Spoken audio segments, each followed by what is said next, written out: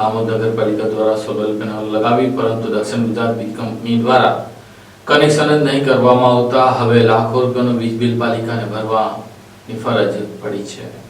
આમોદ નગરપાલિકા દ્વારા વિવિધ વિસ્તારોમાં લગાવવામાં આવેલ સોલર સિસ્ટમ અને લાઇટ શોભાના ગાંઠિયા સમાન સાબિત થઈ રહી છે, ત્યારે વિપક્ષ દ્વારા શાસકો પર આક્ષેપ કરવામાં આવ્યા છે। આમોદ નગરપાલિકાનો એક બાદ એક નવો જ વિવાદ સામે આવી રહ્યો છે। તાજેતરમાં કોન્ટ્રાક્ટના બાકી બિલના નાણાં બાબતે કમિશનના આક્ષેપ કરાયા બાદ હવે વધુ એક બેદરકારી સામે આવી છે। આમોદ નગરમાં ₹80 લાખમાં ખર્ચે સોલાર સિસ્ટમ અને લાઇટ લગાવવામાં આવી છે। જો કે આ અંગે વિપક્ષના આક્ષેપો અનુસાર સોલાર સિસ્ટમ લગાવ્યાના એક વર્ષ બાદ પણ તેનું જોડાણ દક્ષિણ ગુજરાત વીજ કંપનીમાં આપવામાં આવ્યું નથી, આથી પ્રજાના રૂપિયાનો વ્યય થઈ રહ્યો છે। આમોદના મલ્લા તલાવડી પાસેના ડ્રેનેજ પમ્પિંગ સ્ટેશનની છત પર તેમજ તાલુકા પંચાયત વિસ્તારમાં આવેલ જૂના શોપિંગ સેન્ટરની છત પર, બીજી તરફ ચામડિયા સ્કૂલને અડીને આવેલ શોપિંગના છત પર લગાવવામાં આવેલ સોલાર પેનલ ભંગાર બનવાની તૈયારીમાં છે, ત્યારે નગર સેવા સદન દ્વારા યોગ્ય કામગીરી કરવામાં આવે તેવી માંગ કરવામાં આવી હતી।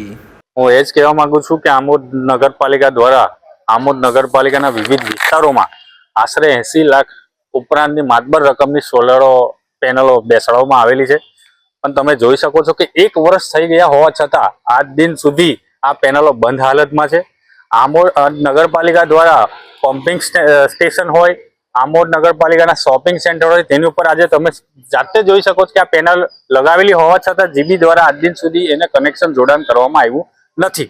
તેમજ તાલુકા પંચાયતનું જે ટાંકી આવેલી છે ત્યાં જીબી દ્વારા કનેક્શન આપ્યા છતાં પણ સોલર બંધ હાલતમાં છે, એટલે તમે જોઈ શકો છો કે ખૂબ મોટા પાયે ભ્રષ્ટાચાર પણ થયો છે।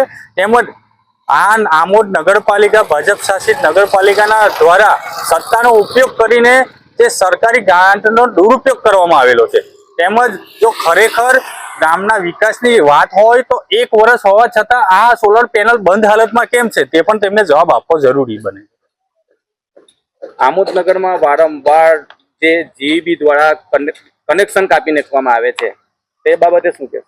હું એ જ કહેવા માંગુ છું, જો ખરેખર સરકારશ્રી તરફથી આ ગ્રાન્ટ ફાળવવામાં આવેલી છે, આટલી મોટી માતબાર રકમ ફાળવવામાં આવી છે, તો નગરપાલિકા પણ વહેલી તકે આનું જોડાણ કરવામાં આવે।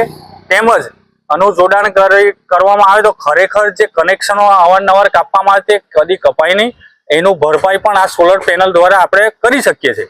તો સરકારને પણ વિનંતી કે તમે પણ ઉપરથી પગલાં લો, તાત્કાલિક અમની પાસે કામ કરાવો, કારણ કે આના પરથી સ્પષ્ટ જોઈ શકાય છે કે એક વર્ષ હોવા છતાં જો કનેક્શન નથી આપ્યું એનો મતલબ આ લોકોને ખાલી જે ગ્રાન્ટ લાવવાની અને એમાં કટકી લેવાની એ જ ધંધાની પડેલી છે।